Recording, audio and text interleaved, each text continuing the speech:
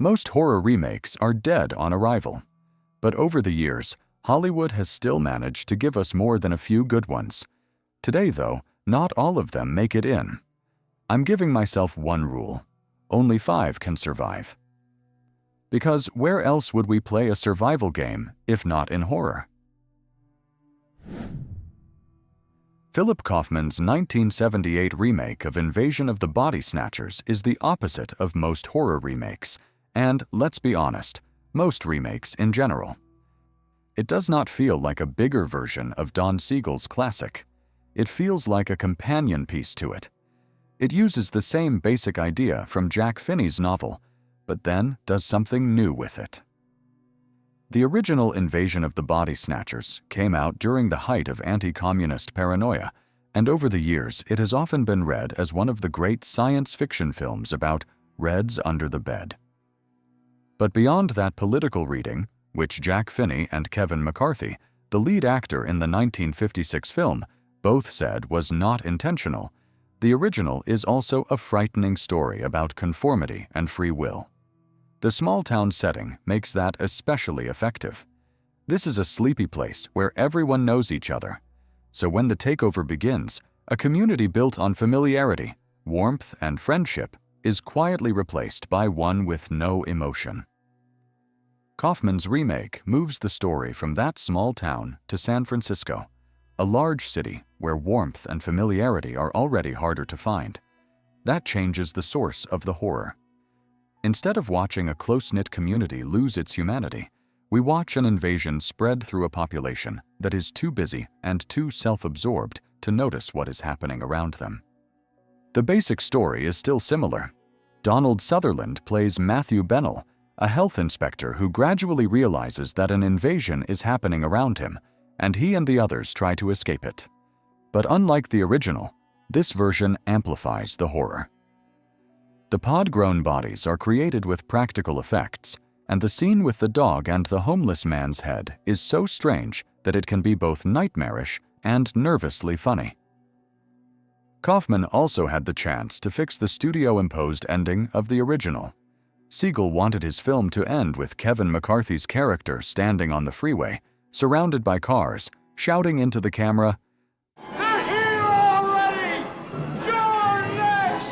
You're next! You're next! You're next!"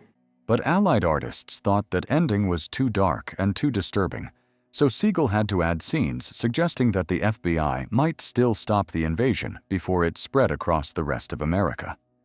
Kaufman's film avoids that kind of compromise. It also finds a way to connect the remake directly to the original. In one brief scene, Kevin McCarthy appears again, and I like to think of him as an older Miles Bennell, shouting the same desperate warning before a screaming crowd drives him away.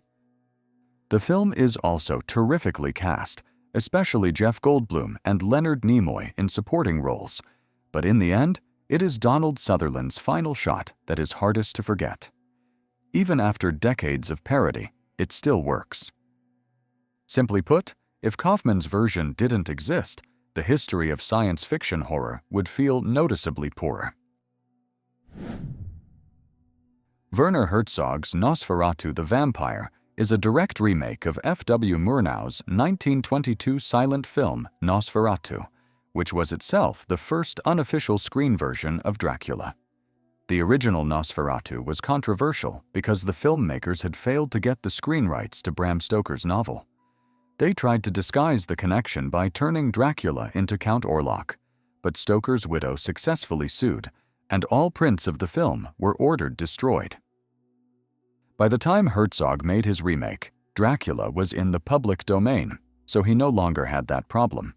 His version brings back the familiar names: Count Dracula, Jonathan Harker, Lucy, and Van Helsing. The story stays close to the Dracula outline. Bruno Ganz plays Jonathan Harker, who travels from Wismar to Transylvania to arrange a property sale with Count Dracula. Dracula drinks his blood, leaves him trapped in the castle, and sails to Wismar on a ship carrying plague-infected rats. Soon the town is falling apart, and Dracula becomes drawn to Lucy, played by Isabelle Adjani. By the way, The rats in the film have their own story. Herzog and his crew were refused permission to shoot in Wismar, where Murnau had filmed the original, so they went to Delft in the Netherlands instead. But after shooting began, the town learned that the production planned to release thousands of rats through the streets. The mayor refused further permission, and some of the rat scenes had to be moved to nearby Schiedam. But returning to the film itself, Herzog's approach to Dracula is noticeably different from Murnau's. The original Nosferatu often feels like a nightmare or a dark fairy tale, where supernatural events simply exist as part of the world. Herzog keeps the eerie atmosphere, but he presents Dracula in a more restrained and tangible way. And this is where I say hello to one of my viewers, because yes, now we have Klaus Kinski.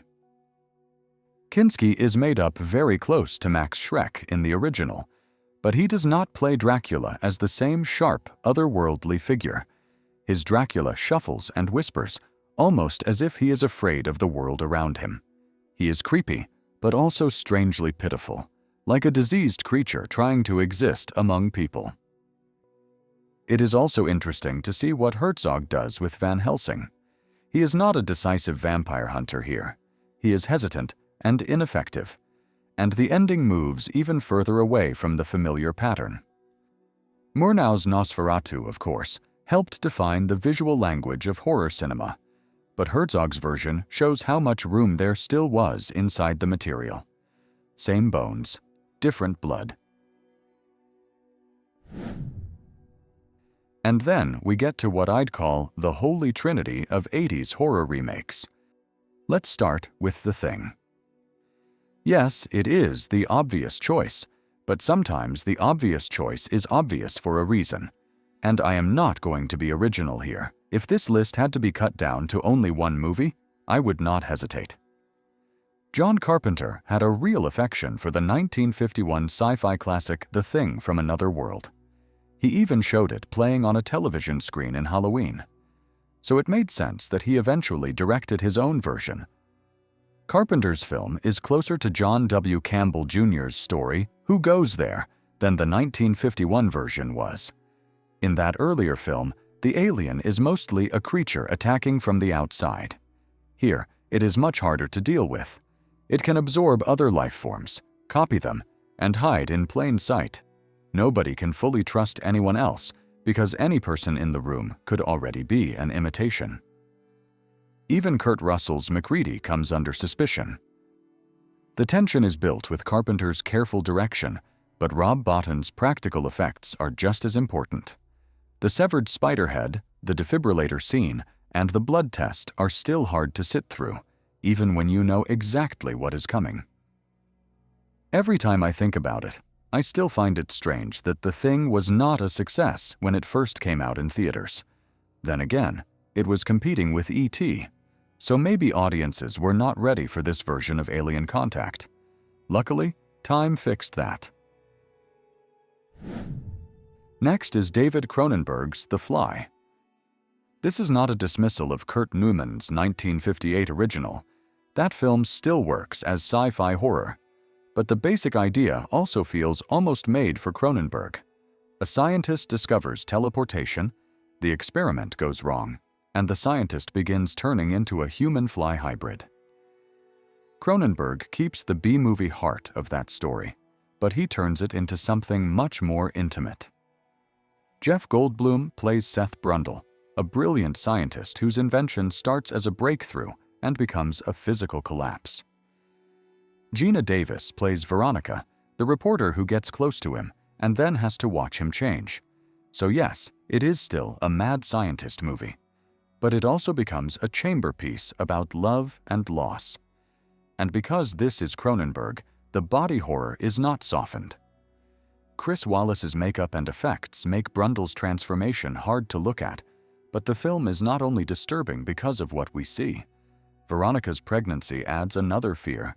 Something from Brundle may also be growing inside her. That is disturbing, to put it mildly. But obviously, this is Cronenberg in his element. Before we get to the last one, I should say, I did try to force myself to pick something more recent. I rewatched the Evil Dead remake. I thought about The Hills Have Eyes from 2006, Dawn of the Dead from 2004, and a few others. These are all pretty good remakes, but I cannot put them above The Blob. At that point, Chuck Russell was starting to make a name for himself in mid-budget horror, working with Frank Darabont before Darabont became best known for The Shawshank Redemption.